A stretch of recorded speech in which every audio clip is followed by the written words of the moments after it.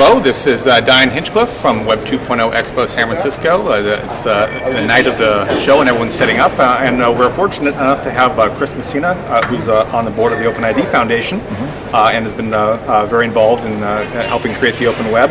And when we were talking just a few minutes ago, you were telling me some very interesting things that you're starting to work on right now. I was wondering if you could share that with us right now. Sure. I think some of the so my background is actually in design, and one of the things that's necessary in order to create an open web and a more social web, I think, is to make these technologies that we've been sort of, at least in our circle, kind of trying to push forward for the last couple of years, actually usable by folks who, let's say, don't care about the technology all that much, and just want to sort of make their lives easier, less complicated, to connect more with their friends and family members and coworkers and things like that, in a way that gets the technology out of the way. And one of the basic premises behind a lot of the open web stuff and social web stuff is actually to put the user or the individual, the person, at the center of their web experience. Right. And so if I can actually create and cultivate an identity that I reuse over and over again across the web and really create sort of a personality for myself, a personal brand, I guess as some people call it, I will want to not only reuse that identity in many, many different contexts, but I'll also actually invest in creating a richer profile. And so from a service perspective, if I allow someone to reuse one of those identities, then I'm actually probably going to get more accurate, more up-to-date, more compelling information about someone, which I think, when put into the context of a broader social web or social network, actually adds value to your service. And so rather than having someone have to recreate themselves over and over again, the idea is let the individual actually, be the nexus point for their experience, and push a lot of stuff back into their context so that they can share it with people that they want to, so that their audience actually has some more context when things are shared to them. So it sounds like, I think I completely agree with you in terms of great technology disappears utterly and you just get the experience. That's right. And you're talking about a social web that makes you aware of that context. How does that manifest itself? What would I see as a user of such experiences?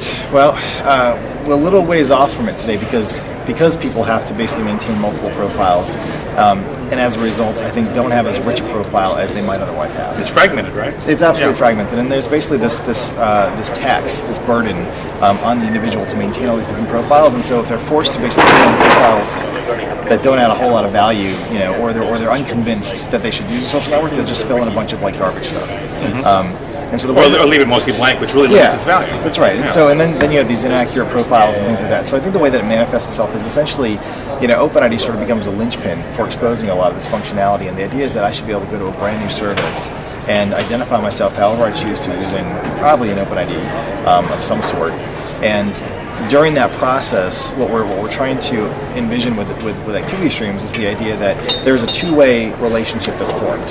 And so not only should the activities that I perform on this remote site track back into my OpenID or my aggregator, right, where all these things, we're basically, again, I'm the nexus of these things, but I should be able to connect with people on the network that also come with me. And so I think some of this is just having being able to bring a lot of stuff back into my world, into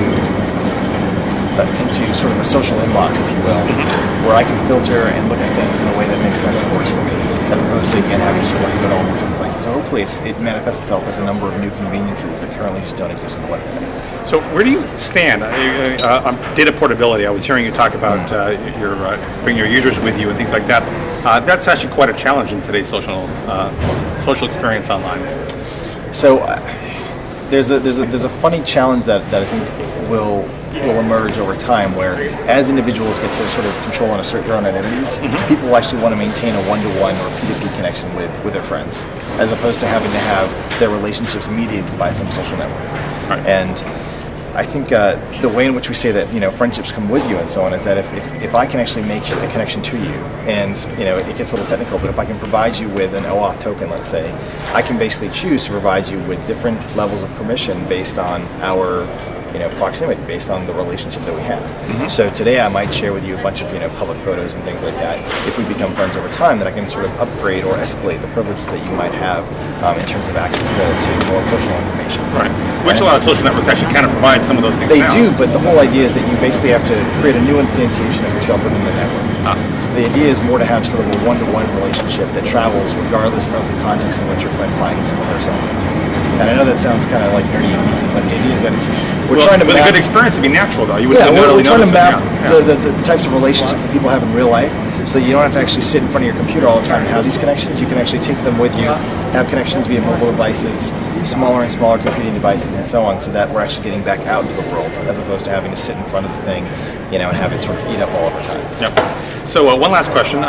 When we talk about OpenID, one of the things I see that's really interesting is the possibility that it can really be used in kind of in a reverse way for businesses to say, I want my workers to have access to these various web services, and when they leave the company and want to hand it off to another worker, that kind of identity, if OpenID sites will take enterprise credentials, it actually can be used in reverse. I think there's some really exciting things in OpenID that haven't really been explored yet. I think that there's some interesting opportunities around collective identity as well that have not been explored at all. And there was actually an instance of this at a university where anyone who was a student at this university could essentially sign in as using the student OpenID.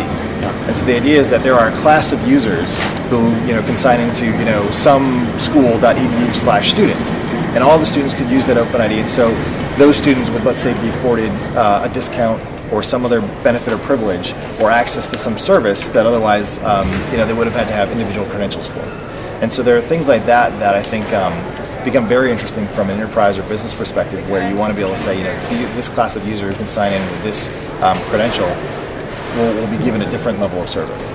Right. That makes a lot of sense. You can imagine the same sort of thing happening with, loyalty cards to some degree, but part of the idea too is once you put the onus on the individual to manage and maintain their identity, they can actually federate and affiliate with any number of different identity providers, or I guess in this case, assertion providers. Right, exactly. So, all right, well, very interesting. Well, thanks for stopping by and spending a few minutes. I really appreciate it, Chris. Appreciate it. Thanks a lot. Thank you.